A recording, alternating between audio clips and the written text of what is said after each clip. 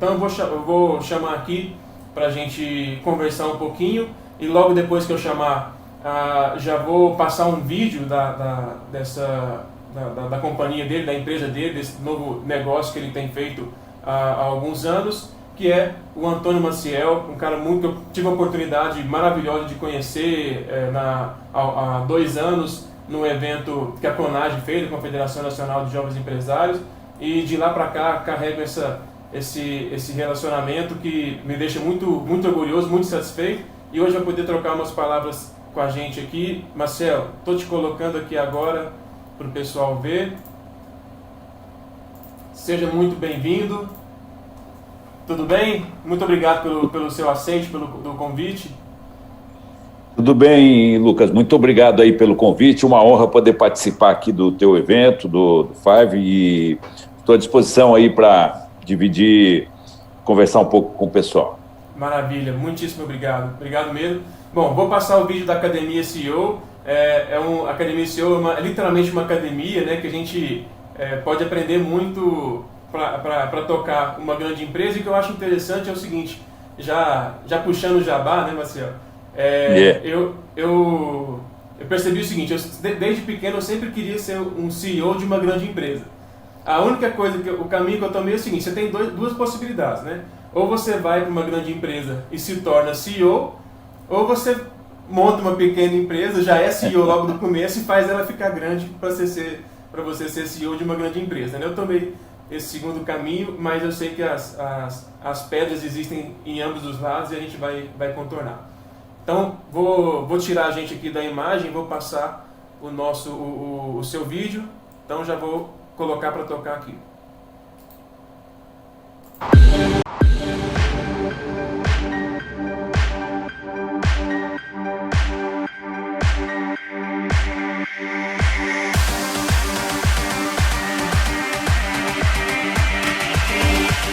Justamente como as decisões são tomadas. O que tirava o teu sono ao longo do começo? No começo, quando...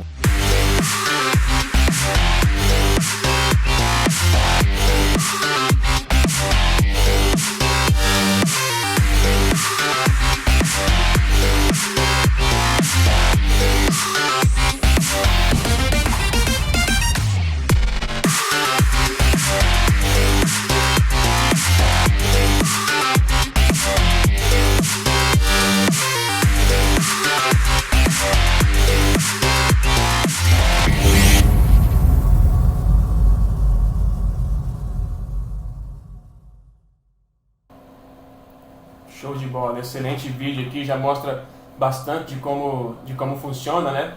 E, Marcelo, bom, nosso tema aqui hoje é como identificar um bom CEO e como conversávamos, né? Como nosso público aqui são investidores, não só como identificar um bom CEO, mas principalmente dentro das ferramentas que nós temos, né? Para comprar empresas abertas, que estão com capital aberto no mercado aí, como que a gente consegue fazer bons investimentos, principalmente com a análise de um bom CEO. A palavra é sua, fica totalmente à vontade aí, fala o que tiver no coração para poder repassar para esse pessoal, tá bom? Muito bom, Lucas. Pessoal, muito obrigado aí. Eu combinei com o Lucas, né, Lucas? Eu vou falar aqui uns 10 minutos, 15 no máximo, tentar falar isso, para depois poder responder perguntas e fazer uma coisa mais interativa, né, Lucas? Então, primeira coisa, pessoal, é o seguinte, um bom CEO, aqui na Academia CEO, a gente estuda muito esse tema. Eu passei a vida inteira trabalhando como executivo, como CEO, fui 23 anos CEO de 5 empresas diferentes, sem nenhum dia de intervalo. Eu sempre tive muito interesse em entender o que dá certo, o que não dá certo, assim, com interesse para poder melhorar a minha performance, mas também tinha um interesse acadêmico nisso. E aqui na Academia CEO agora eu tenho o privilégio de poder todos os dias estudar esse assunto, conviver com CEOs que a gente entrevista aqui com esse propósito de desenvolvimento de líder, né? Então, primeira coisa, eu vou fazer alguns comentários aqui para abrir o debate, né? Você vai ver uma empresa que é boa, que é muito boa, para se tornar excelente, tem um determinado perfil de CEO. Uma empresa que é média para ficar boa é um outro perfil. Uma empresa que está muito ruim, que, portanto, é uma oportunidade de investimento, né, porque está muito desvalorizada, etc. Aí é um outro momento. Claro que existem, os CEOs podem se complementar e aí, com as equipes, né? Então, a primeira coisa é o seguinte: não fique nunca com a ideia que tem o CEO que é o ideal para todos os momentos. Mas existe o CEO que forma equipes e complementam o que precisa para os determinados momentos que a gente está vivendo. Então, por exemplo, e que acabam tendo resultados ao longo do tempo. Então, por exemplo, nos exemplos brasileiros aqui, por exemplo, o Roberto Setúbal do Itaú. O Roberto ficou quase 20 anos como CEO, passou por muitos momentos, teve M&A, teve crescimento orgânico, teve digitalização, teve tudo, e ele sempre foi atraindo gente de alto nível para trabalhar com ele, para complementar essa situação. Você pega o Décio Silva, lá da VEG, né?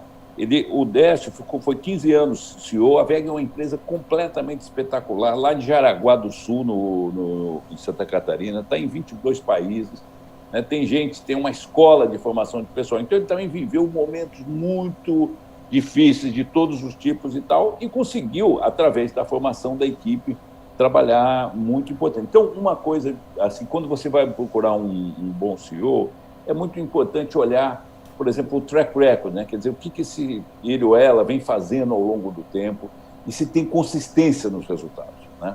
Então, falei já 3 coisas: momento da empresa e tipo da empresa. Por exemplo, o Sérgio Real no Santander.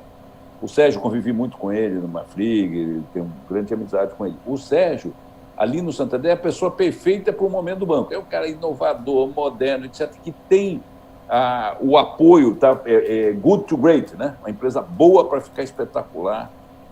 Tem o apoio total da Espanha, tem amizade pessoal lá com a presidente do conselho e tal. Então, ele tem apoio, tem possibilidade de fazer e está numa empresa que ele tem autonomia. Talvez, não sei se o Sérgio seria um espetacular CEO numa empresa que tivesse muito ruim, precisando fazer corte de custo, reestruturação, mandar todo mundo embora. Ele está contratando bem, expandindo, anunciando, fazendo... É um perfil que tem interessante. Então, por exemplo, você pega o caso da Ambev, o Marcel Telles, que foi um CEO, Jorge Paulo, Silvio Pedro, tudo bem. Só que quem ficou lá tocando o negócio foi o Marcel Telles durante quase 20 anos. Ele foi procurando ajuda, trouxe o Falcone, né? O Falcone trouxe como consultor, como conselheiro, quer dizer, montou a equipe, procurou sempre o que tem de melhor no mundo na parte operacional, o que existe de melhor no mundo na parte comercial. Então, essas pessoas que estão muito consistentes ao longo do tempo, né? Então, momento e consistência. Um outro ponto que eu quero mencionar para vocês aqui é a importância do CEO que é focado na empresa e que conhece a empresa, né? Que conhece o setor e tal. Isso é muito importante. Então, eu mudei 4 vezes, sempre tive que fazer um esforço muito grande de conhecer os negócios. Eu vim de fora e hoje eu advogo muito assim. Quanto mais a pessoa for do setor, de dentro, é muito importante. Claro, você pode ter gente de fora para fazer uma reestruturação importante. Mas você pega o caso do Miguel Gulatti, que é o CEO da Marfrig Foods, que eu convivo lá, que eu sou conselheiro. A Marfrig vem apresentando resultados completamente excepcionais. O Miguel é um executivo nível 5 lá do Good to Great do Jim Collins. Ele é um sujeito que a maioria de vocês que estão me ouvindo aqui já viu falar na Marfrig, mas está vendo os resultados da Marfrig, mas não sabe quem é o CEO. Esse é o sujeito focado, parece um padre, chega às 7 da manhã todos os dias, de 7 às 7h30, revisa todos os resultados, todo dia ele melhora a empresa, todo dia ele trabalha com a equipe, ele tem metade do tempo dele trabalhando com a equipe, andando e tal. Então, é assim, uma pessoa que está focado na empresa, que tem. Se você for lá ali no livro, no Good to Great, do Jim Collins, né, e tal, você vai ver lá aquela pesquisa profunda de muito tempo, que ele diz isso, quer dizer, o líder nível 5, lá em cima, é o cara totalmente focado. Para você ter uma ideia, ele coloca o Jacques Welch como nível 4, porque achava que o Jacques Welch falava demais, estava muito fora da empresa, dava muita entrevista e tal. E ele, embora tenha resultados extraordinários ao longo do tempo. Então, isso é muitíssimo importante, né? Você pega, mudando um pouco, essa parte aqui do momento que nós estamos vivendo, da transformação que está ocorrendo pelas novas tecnologias. Ninguém pode deixar de olhar isso. Mesmo as empresas que estão indo muito bem têm ameaças e podem se transformar, que é esse tema da transformação digital. Que um dia aí, viu, Lucas, vocês precisam fazer uma conversa profunda sobre esse tema, porque tem muita disrupção acontecendo, algumas muito evidentes, outras menos evidentes, que é uma transformação profunda que está acontecendo. Isso muda um pouco também o perfil. Aqui tem um tema muito importante que as grandes universidades estão estudando lá fora, e eu participo de um grupo já há 20 anos lá em Harvard, todo mês de janeiro a gente se reúne lá, são 50 CEOs, e eles trazem as novidades, a gente debate durante uma semana intensa. Esse ano a grande discussão foi essa questão do que é essa transição, o quem que consegue fazer, ver as coisas que estão acontecendo importantes e fazer a transformação, porque muitas vezes, quer dizer, a empresa está tendo resultados bons, o senhor está focado naqueles resultados, todo trimestre eu vivi isso, muitos e muitos, tem que entregar o resultado, tem que falar com os analistas e tal, e tem coisas importantes acontecendo que vão ter resultado só daqui 3, 4 anos. Então, essa transformação é importante. Então, se você estudar agora ex post, por exemplo, o que o Fred Trajano fez na Magazine Luiza, na Magalu, o que foi? Foi uma transformação de manter o negócio que ele tinha e colocar o negócio, colocar o online, né, o e-commerce, agora virou um marketplace, quer dizer, vai se renovando, entendendo a tendência, mas ele conseguiu conectar o que existe, que era muito importante, com o novo. Vocês vão ouvir daqui para frente muito essa expressão, vocês podem anotar aí num caderninho. Eu estou fazendo bastante anotação aqui. Pode anotar aí no iPhone e tal, que no mobile, essa expressão, o líder conector. Quer dizer, o CEO extraordinário que vocês vão olhar para investir e ver a ação crescer, são os líderes que você tem que observar que ele sabe o que está gerando dinheiro, o que está gerando lucro, o que pode gerar com a conexão do novo. Né? Lógico, se você vai investir numa startup, aí não tem erro, porque ela já nasce focada naquele negócio. Sim. Vai vir aí, o pessoal, vocês vão conversar com o Nubank. O Nubank nasceu novo, então ele está focado naquilo ali, ele tem que entregar aquilo que foi. Agora, a maioria absoluta das empresas que vocês estão investindo, de capital aberto e tal, elas estão existentes, elas estão entregando resultado. Mas elas precisam ir se transformando. Por que precisa se transformar? Porque tem novas tecnologias aparecendo violentamente. Por que tem novas tecnologias? Porque agora tem uma capacidade de processamento que não existia antes. Quer dizer, então, com a capacidade de processamento que existe hoje nos computadores, armazenamento em nuvem, etc., surgiram milhares de coisas. A biotecnologia está evoluindo violentamente hoje porque tem capacidade de processamento. Então, tem que ter essa abordagem do novo. O que vem aí e tem oportunidades incríveis. Aqui eu já falei do Fred, mas você pega, por exemplo, eu já entrevistei aqui na Academia o Renato Frankel da Movida. Excelente. Renato é um sujeito... entrevista. O Renato tem 40 anos, você viu a entrevista e tal. Ele está conectando. O Renato trabalhou a vida inteira na Vale. Aliás, ele teve um negócio parecido com o teu aí, Lucas, no passado, né? Depois ele foi trabalhar na Vale muitos anos, passou 1 ano e pouco lá na Suzano, e depois veio para a Movida, começou um negócio do zero, e é uma coisa extraordinária, tá certo? Você pega uma outra questão que eu acho que você precisa olhar nos CEOs, é em relação a quem pensa grande, né? Quem pensa grande, não é a questão da arrogância, sim, mas pensa grande, tá certo? O Renato, por exemplo, é uma pessoa que pensa grande. Você pega o Walter Schalker, que foi o meu substituto na Suzano. O Walter, ele tem consistência ao longo do tempo e ele é um sujeito focado, né? Engenheiro do ITA, alemão, né?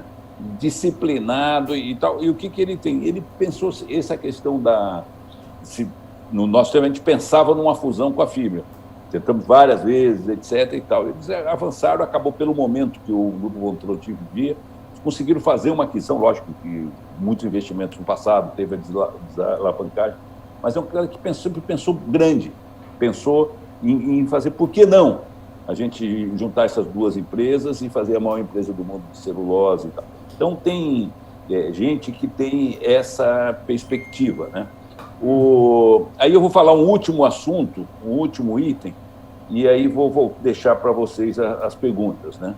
que é o seguinte: existem muitas pesquisas, muitíssimas pesquisas sobre hoje o que existe comum nos grandes shows, não agora só de empresas abertas, mas de todas as empresas. Eu entrevistei aqui o Fábio Coelho do Google, a Cristina Palmaca da SAP, da turma mais antiga, o Alan Belda da Alcoa, o Jorge Gerdau da Gerdau, etc.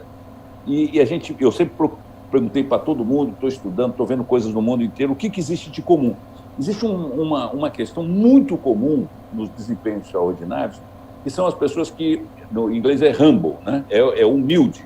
É a pessoa que você vê um CEO que ele pede ajuda, tá certo? Que ele tem o que tem, que ele tem. Você olha o CEO, mas ele tem um conselho de administração muito bom. Ele está sempre, ele pede ajuda para você ver pelo CEO. Você pega o caso do Salim Matar na Localiza. O Salim não tinha formação de administração nenhuma. Ele vinha de uma família muito simples e tal, e ele começou com o negócio de aluguel de automóvel e tal. Ele, a vida inteira, desde o comecinho, ele tinha um conselho de administração. Primeiro tinha um conselheiro. Depois tinha dois conselheiros. Então, se você olhar para o conselho da empresa, você vê um pouco do qual é a perspectiva. Ele cresceu, foi crescendo. Quanto mais ele crescia, mais ele chamava bons conselheiros, extraordinários conselheiros e tal, para ajudar. Então, o cara, ele é humilde nesse sentido, né? Uma outra característica que você pode notar para investir assim, em grandes CEOs, são os CEOs que assumem a responsabilidade pela empresa. Quer dizer, quando tem alguma coisa dá errado, ele vai lá e assume e resolve, e é meu, tá certo? Não é?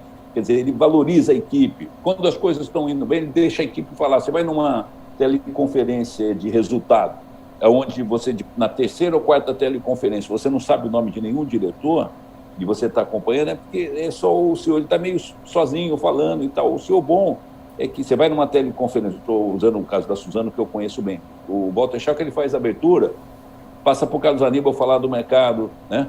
Passa para o diretor industrial Alexandre falar da área florestal.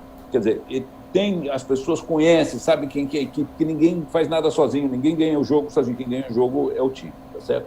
Então, essa é uma introdução aqui que eu queria para a gente, só para provocar o nosso debate. Eu fico à disposição, Lucas, para responder as perguntas.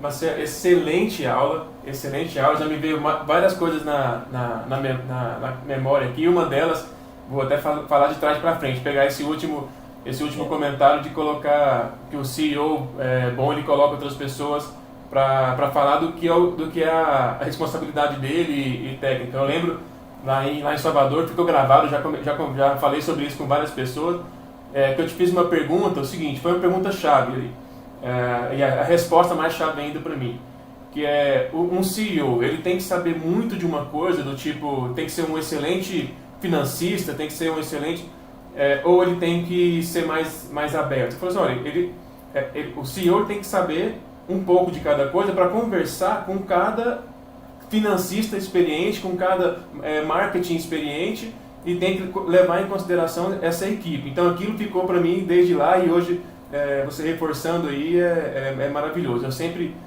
uso esse exemplo de quando a gente trocou uma curta ideia lá em Salvador. Muito, muito bacana.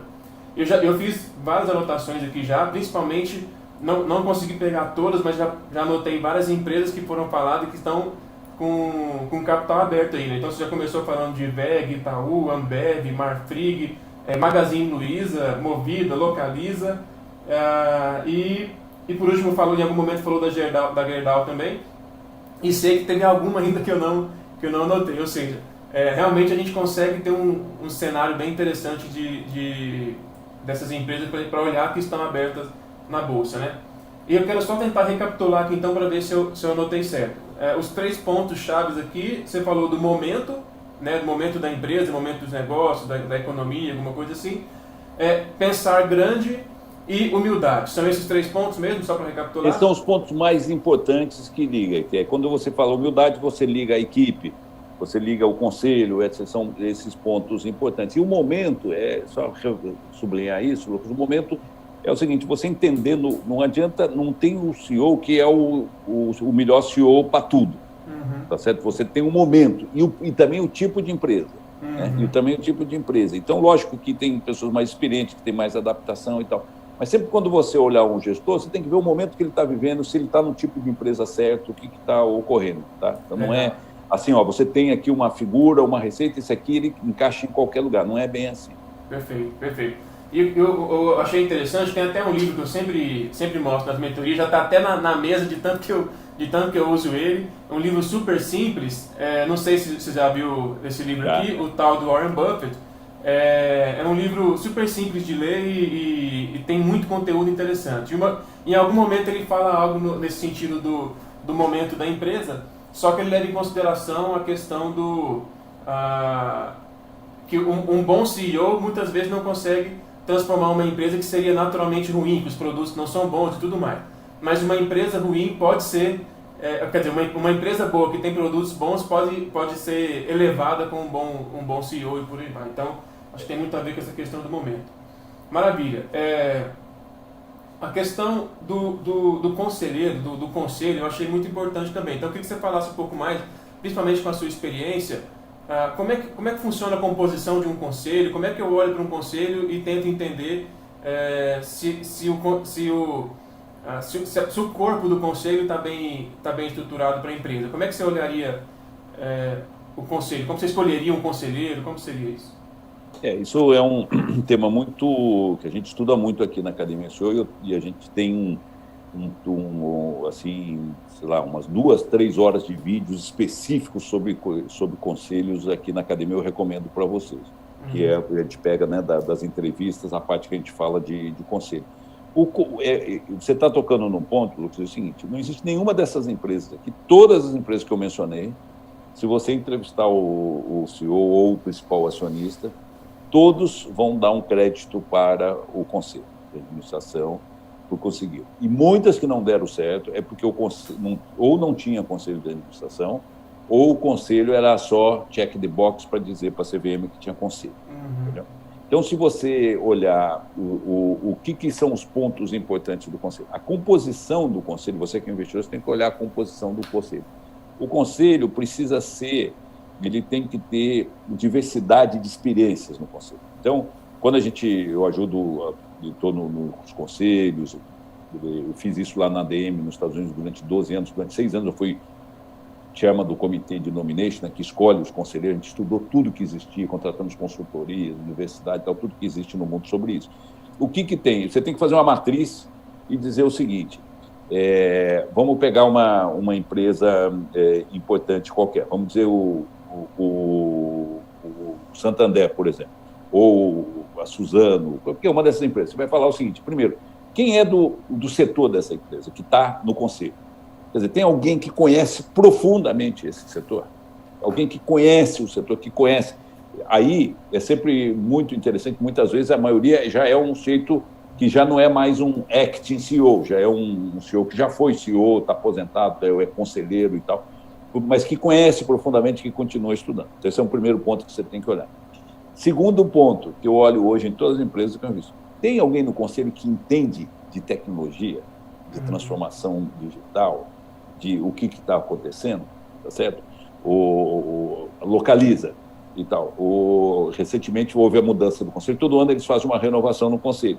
O fundador e ex-presidente do 99 Táxi foi para Localiza. Então, compra de automóvel, você criou uma empresa brasileira, transformou a empresa, criou o 99, está lá no conselho da Localiza. Ele é um cara... E como a expressão que você usou, totalmente conectado, né? Um cara 100% conectado, ele sabe o que está acontecendo, continua no conselho. Então, ele precisa de alguém que saiba o que é fazer essa transformação. Então, tem gente que está ligado nesse negócio. Então, se a empresa é de banco, tem que ter gente de banco. Se lá no Santander tem a Débora Vieitas, que é presidente da Michan, que trabalhou 30 anos no setor financeiro e tal. Hoje era presidente da Câmara Americana, está lá no conselho, entende banco.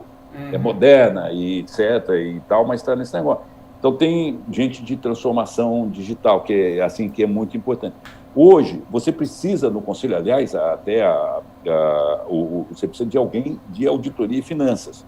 Aliás, esse é o único conselheiro obrigatório do comitê, né, de auditoria, que você tem que ter um conselheiro independente para ser o chairman. Então, tem que ter alguém profunda de finanças, tá certo? Quer dizer, tenha um conhecimento, que conhece profundamente a área de finanças. Então, vai indo. Aí você vai ter, é muito importante ter alguém que tem um track record interessante de ser bom gestor de pessoas, de gente, pessoa que tenha formado equipes, que tenha formado sucessores, né? Que tenha uma boa visão de governança de gente, de processo de sucessão, de desenvolvimento, de retenção, de remuneração e tal, para olhar esse negócio, tá certo? Hoje, tem um tema muito grande de investimento, tal, que é o tema, agora evoluiu para o ESG, né? Que são os temas relacionados com sustentabilidade, com governança. Isso é muito importante, né? Por exemplo, lá na Marfrig a gente tem o Roberto Vac, que já foi presidente do FSC, é empresário, foi do WWF, está nos fóruns mundiais de meio ambiente, é uma pessoa que, assim, primeiro, ele traz uma contribuição tremenda de conhecer esse terceiro setor ligado às questões de sustentabilidade e meio ambiente. Segunda coisa, que é muito importante, quer dizer, ele traz um conhecimento profundo. Segundo, ele dá um endosso para a empresa, porque o investidor, o fundo lá, o BlackRock, que gosta desse assunto, a hora que ele vê o nome do Roberto Vac no conselho, ele fala, não, aí não preciso ter dúvida nenhuma, senão o Roberto não estaria lá. Se a empresa estiver fazendo alguma...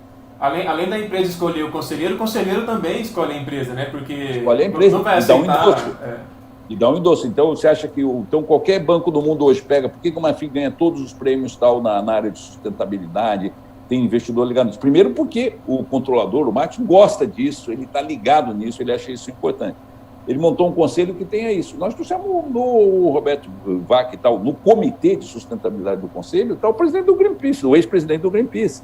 Está lá dentro da empresa. Ele tem tudo na mão, ele tem acesso à intranet da empresa, ele sabe tudo o que se passa na empresa. Então, você quer fazer certo, você traz pessoas de excelente contribuição, mas com reputação também. Então, a primeira coisa do conselho é a diversidade do conselho, uma matriz que tenha nomes. Não precisa ser famoso, mas são nomes que têm contribuição efetiva. Tem bagagem mesmo.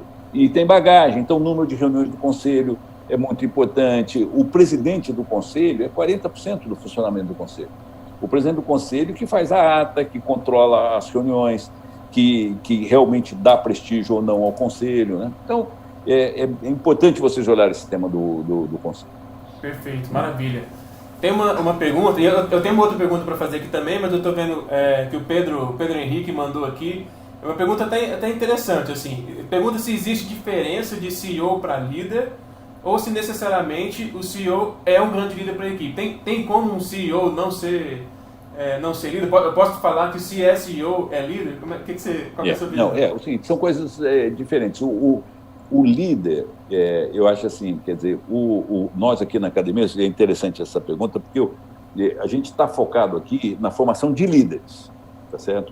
Quer dizer, todo CEO, o bom CEO é um bom líder. Tá? Não existe um CEO que não seja um bom líder, tá certo? Então, é muito importante. Agora, existem muitos excelentes líderes que não são CEOs, que não são... Então, às vezes, você tem... Vamos separar assim. Então, primeira coisa, pergunta, é isso. Não tem CEO bom que não seja bom líder. Isso aí pode ter uma exceção só para confirmar a regra, mas de forma geral, não tem. Agora, uma coisa que se pergunta muito, que talvez esteja na pergunta do Henrique, é o seguinte: liderança e gestão são coisas diferentes. O líder, e você pode aprender, você tem talento para líder, mas você pode aprender a ser um líder muito melhor. Gestão, você pode ter um certo talento para gestão, mas você tem que aprender a ser um bom gestor. Tá? Então, o bom CEO é o sujeito que é um bom líder e é um bom gestor. Aí tem a combinação certa. Às vezes você tem um excelente gestor que não é bom líder, ele é bom por um determinado tempo. Se ele não é bom líder, ele não consegue sustentar o resultado ao longo do tempo. Às vezes você tem um excelente líder, mas faltam ferramentas de gestão. Então ele não consegue tomar, por exemplo, a primeira ferramenta, processo decisório. Como as decisões são importantes. Às vezes você tem um bom líder, mas ele não consegue fazer as decisões serem tomadas e fazer as decisões, boas decisões serem tomadas. Né? Às vezes ele é um bom líder, acho que é uma das partes mais fortes, né, do processo de um CEO, de uma gestão. Né? É a coisa mais importante que existe, tomar decisões. Né? E tomar decisões. Você falou no começo sobre tomada de decisões, né, que você faz as mentorias e tal. Vocês têm duas boas de tomada de decisão, né? Acho que você conhece aí, quando o pessoal pergunta para um mega empresário que foi super bem, né? Fala, como é que você conseguiu ficar tão rico e ter feito tantos investimentos e tal, e espetacular? Ele falou, good decision, né? Boas decisões, tomei boas decisões. Eu falei, mas como é que consegue você tomar boas decisões? Ele falou, experience, tem que ter experiência. E como é que você consegue ter experiências? Bad decision. Então você tem que. Quando o cara fala, mas esse cara lá no passado. Ontem mesmo eu vivi isso num conselho que está discutindo uma promoção. Ele falou, mas esse cara fez vários erros no passado e tal, e agora está indo, eu tenho um pouco de medo. Eu falei, eu gosto desse cara aí, porque ele já fez o. Já fez o errado, já não faz de novo. Ele já fez e já consertou, é melhor do que o que nunca errou. Né? Então, o pessoal fala que a melhor forma de você nunca errar é nunca fazer, né? Que aí nunca fazer nada, né?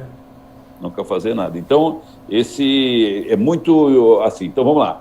Liderança é uma coisa, gestão é outra. Existe capacidade. Eu pergunto para todo mundo aqui. Eu perguntei para mais de 40 entrevistados. Existe o líder nasce pronto ou pode ser formado? Todo mundo diz que pode ser formado. O líder, lógico, tem um mínimo de condições de pré-requisitos. O gestor nasce pronto, aí não tem nenhuma dúvida. O gestor tem que aprender a ser um bom gestor. Por exemplo, um bom gestor é um gestor que sabe delegar. Coisa mais importante que tem, à medida que a tua empresa aí, Lucas, vai crescendo, o pessoal que está nos acompanhando hoje vai crescendo, ele tem que delegar. Quando ele vai delegar, qual é o problema? Fazer as coisas é uma coisa. Fazer é outra coisa. Então, e a gente promove quem? A gente promove quem faz, né? Então, a gente promove quem faz. Você não vai promover os caras que não faz. Você promove quem faz. Só que se o cara continuar fazendo, ele ou ela, você tem que demitir, porque daí ele continua fazendo, a equipe não faz nada, e aí não resolve. Daí você pede um excelente fazedor, ganha um péssimo gerente e um péssimo gestor, e a empresa toda perde. Então, por exemplo, o bom gestor, ele tem que delegar. Tem alguns skills, fazer são outros skills. Mas é muito tranquilo, a pessoa tem que saber isso e fazer, sair um pouco da zona. Ele foi promovido porque ele gosta de fazer. É a zona de conforto dele, é fazedor, ele ou ela. Mas, depois, quando ele é promovido, ele já quase não faz mais nada, ele só faz fazer.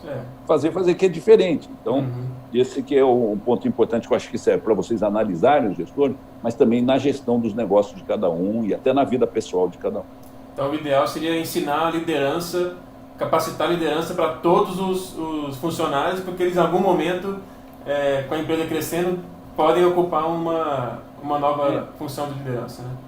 Líderes, o pessoal, por exemplo, das empresas modernas hoje, que tem autonomia, que não sei o quê, que tem nível hierárquico menor, todo mundo trabalha em rede e tal. Tudo isso para funcionar, as pessoas têm que ser bons líderes e bons gestores, entendeu? Então a gente mudou de nome e tal, mas é muito importante ter o treinamento de líderes em todos os níveis, nas técnicas de liderança e gestores, e para que daí, à medida que esse líder vai sendo promovido, ele aprenda a ser gestor também. Excelente.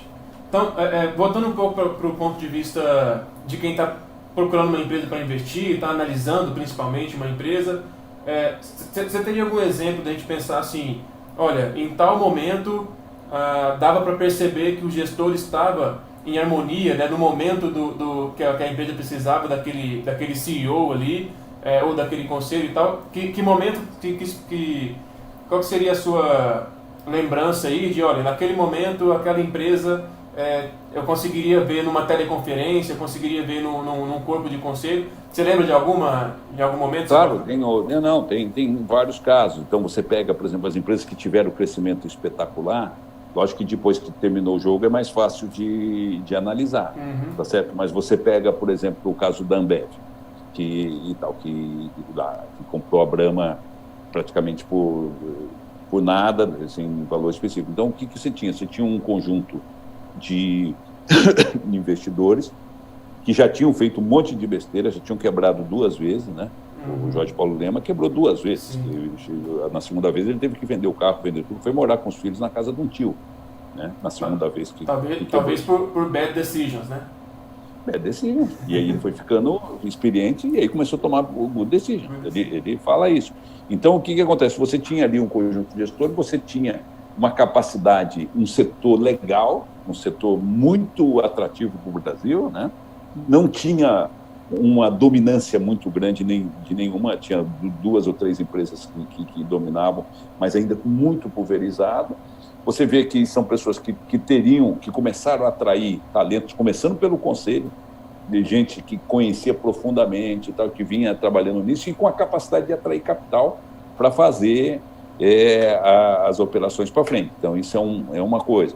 Por exemplo, quando o Fred Trajano veio para Magalu, o Fred é filho dos principais acionistas, né, e tal, e ele, da Luiza, e ele, o que ele fez? Ele estudou na GV, depois foi para os Estados Unidos fazer um MBA, aí ficou trabalhando lá, acho que foi na Goldman Sachs, uns 4 ou 5 anos na área de varejo, veio com a visão de analista de varejo lá de fora, e veio trabalhou primeiro em várias áreas da empresa, de desenvolvimento, etc. Então, a hora que ele assume e começa a fazer alguns movimentos de usar inteligência, começar a fazer as lojas iguais e tal, ali tinha um movimento que era difícil de ver, porque a gente não sabia o que ia acontecer, né, de ver. Mas quem olhou com um detalhe, assim, o mercado é esse, tem uma infraestrutura boa e tem uma gestão, quer dizer, completamente, quer dizer, você traz uma pessoa de varejo que nasceu, tá pequenininho, estava lá nos estoques, como ele conta, olhando as lojas e tal, mas que depois passou quase 10 anos fora, estudando isso do ponto de vista global, que é o negócio de pensar grande, de pensar grande, de ver o que existe de melhor no mundo, né? O que existe de melhor no mundo para poder fazer.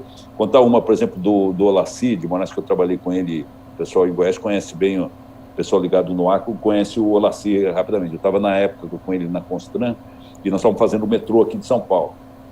E aí tinha um problema seríssimo no metrô, depois eu conto um dia para vocês os detalhes. Ele não conseguia resolver, um negócio importantíssimo e tal. E aí ele me fez essa pergunta, mas o que é o cara, quem é o melhor cara do mundo nisso?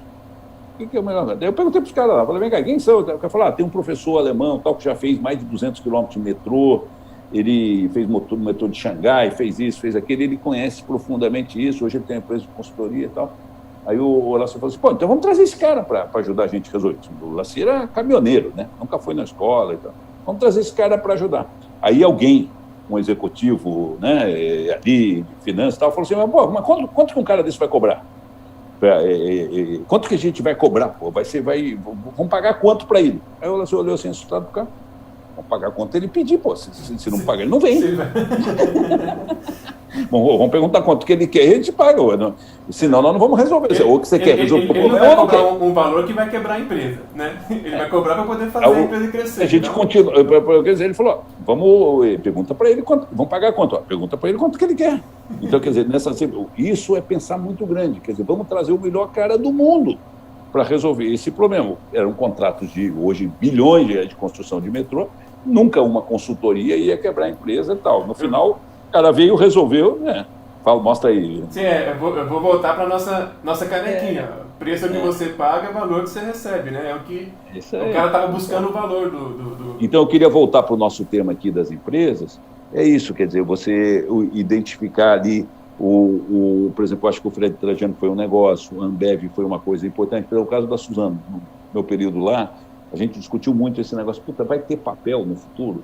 Ou vai ficar tudo digital? Nós vamos continuar fazendo papel? A China está produzindo muito, a gente vai conseguir competir com a China, com máquinas modernas, novas e tal.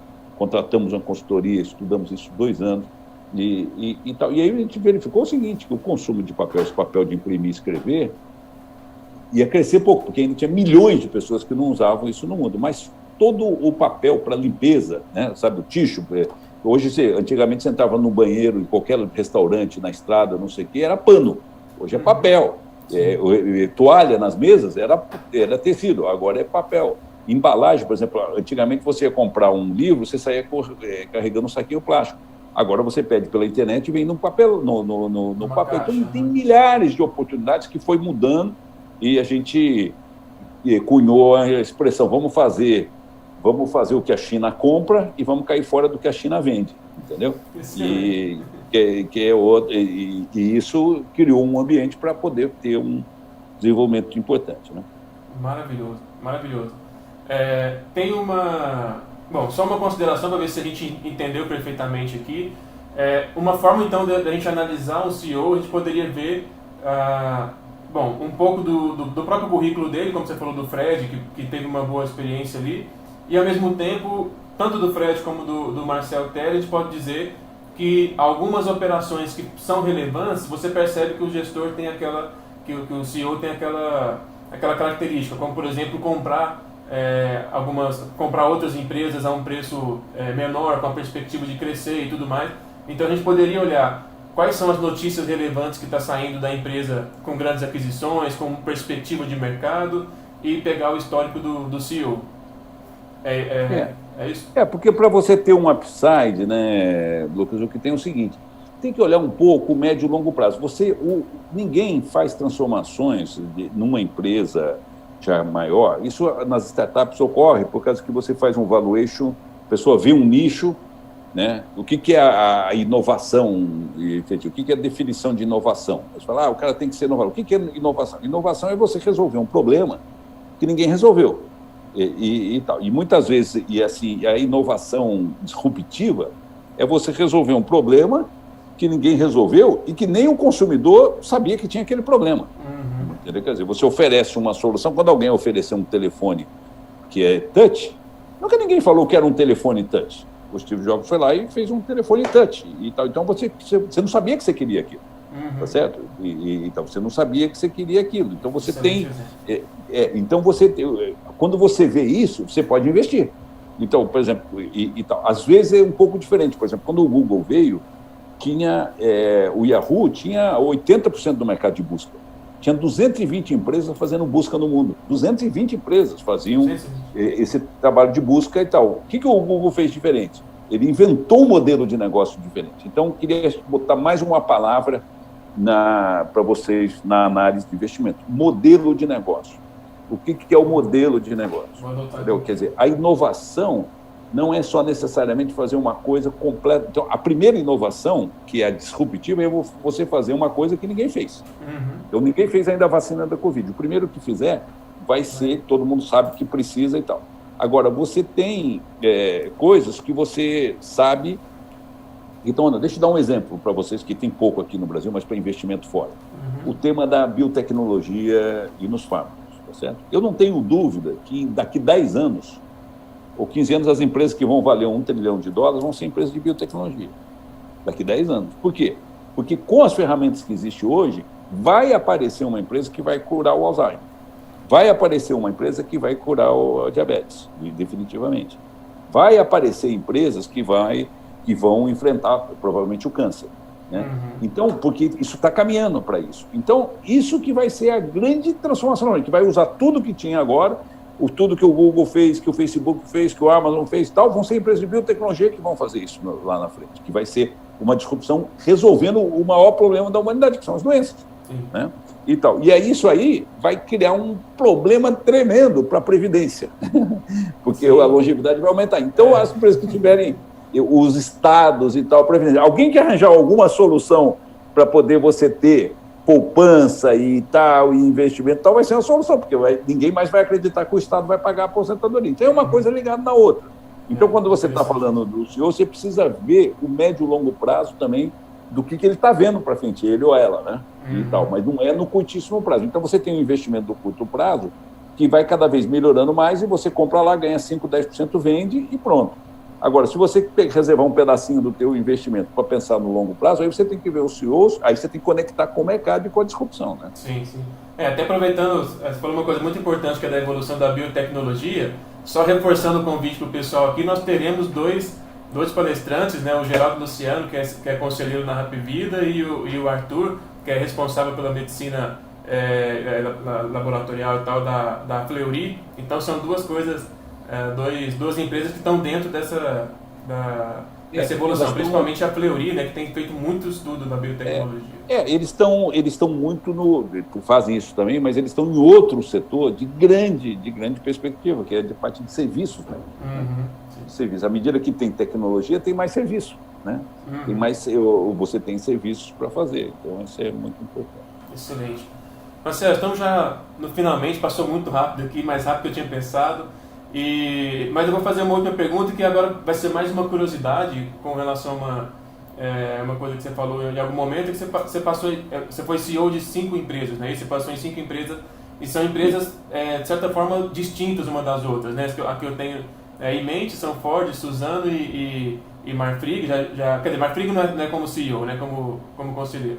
Mas são pelo menos 3 empresas bem distintas uma da outra. Como que foi essa experiência, assim? Que você coloca de ponto positivo e negativo dessa mudança de trilho de uma bem forte? Nesses anos, olha, eu fui primeiro, aos 36 anos eu fui CEO da Secrisa, que é a parte de revestimento cerâmico, tem uma fábrica aí em Anápolis, e tal, que estava na época em concordata quando eu fui para lá. Então eu fui fazer uma concordata, tinha 1.100 credores quirografários e 6 concordatos, 6 empresas diferentes. Então ali foi uma reestruturação. É uma eternite da época. Que se reestruturou, a gente fez a marca Portinari, e ao mesmo tempo trocando a asa do avião voando, né? Então, isso foi uma experiência incrível. Depois eu fui para o Grupo Itamaraty, trabalhei com o Olacê também em reestruturação, daí depois passei quase 8 anos na Ford, depois como responsável no Brasil e na América do Sul, depois fui para Suzano, né? Fiquei quase 7 anos na Suzano, depois fiquei mais 4 anos na Caoa Hyundai, que também tem a fábrica em Anápolis, uma coincidência incrível. Passei todo mês, passei 4 anos indo aí em Goiás todo mês. E então, nesses 23 anos, quer dizer, o que tem você da mudança? A primeira coisa, são 3 coisas assim que eu aprendi muito importante quando você vê um CEO saindo de uma empresa, indo para outra e chega novo no setor. A primeira coisa é a capacidade e o interesse de entender do negócio. Tá? Você não vai entender igual o Miguel Goulart, que está há 40 anos em indústria de proteína. Ele é o entendedor, que nem o Sérgio Real, que tem 30 anos de banco, tá certo? Você não vai ver que nem o Décio Silva, que tem 35 anos, quase 40 anos trabalhando na VEG. Então são coisas diferentes. Então, mas você tem a capacidade de aprender. Essa é a primeira coisa. Você vê o esforço, o interesse e a responsabilidade de aprender do negócio. Então, isso é uma coisa que precisa fazer. Então, você tem que olhar se o CEO está fazendo. A segunda coisa é a equipe.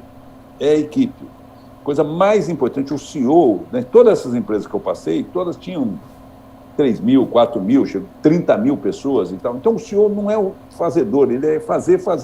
E fazer tem que ter equipe, tem que formar na equipe e tal. Se você me falasse assim, mas se eu falar aí, você tem 1 minuto para falar do teu currículo, conta aí para o pessoal só uma coisa importante. Eu ia falar, olha, eu tenho 13 CEOs, destacadíssimos CEOs no Brasil e nos Estados Unidos, que foram meus subordinados no passado, que trabalharam comigo, 13 CEOs. Então, e eu falo com todos eles, são muito ligados comigo, são super meus amigos, vários eu já entrevistei aqui na academia, o Jaime da Nelway, né? A Nelway é a maior empresa do Brasil de Big Data e inteligência artificial, foi meu gerente de TI, tá certo? O Barry Eagle, que é hoje o segundo cara mais na hierarquia da GM Global, foi meu diretor aqui.